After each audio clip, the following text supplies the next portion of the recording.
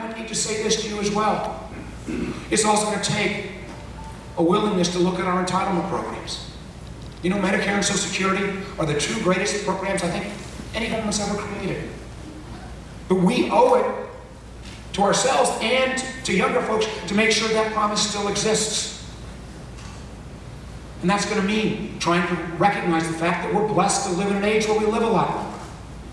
And we've got to start making those reforms as well. See, I don't believe there's anything progressive about a system that says somebody who's been blessed as I have shouldn't maybe have to kick in a little bit more on Medicare when we've got 23% poverty amongst children in this country.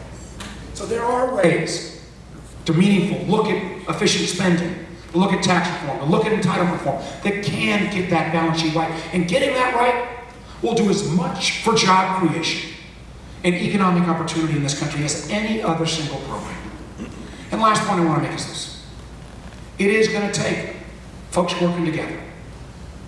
It's going to take a recognition that the genius of the American democracy was the fact that our founders set up a slightly dysfunctional government on purpose. If they wanted to have a system that was winner takes all, there were plenty of systems around the world. But in America, you had an independent Senate, an independent House, an independent presidency. To get stuff done, you got to work together. And quite honestly, and I know that most of us are Democrats here tonight, I don't believe the American public at this point trusts either political party enough to give them a blank check. It's one of the reasons why on every major piece of legislation I work on, I try to seek out a Republican partner. Because if we start with the idea of some common ground, it's going to be easier to get to yes than it is just going to be critical of each other all the time. You know, I'm proud of a lot of endorsements that I've received in this campaign. Obviously, Tim's support is very important. But right next to Tim,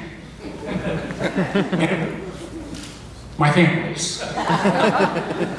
You know, I'm proud of the fact that someone who I think Tim and I have both feel like we're trying to emulate in many ways. We didn't agree with him on every issue.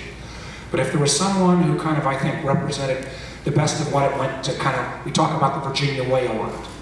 That we can disagree, but at the end of the day, we get stuff done.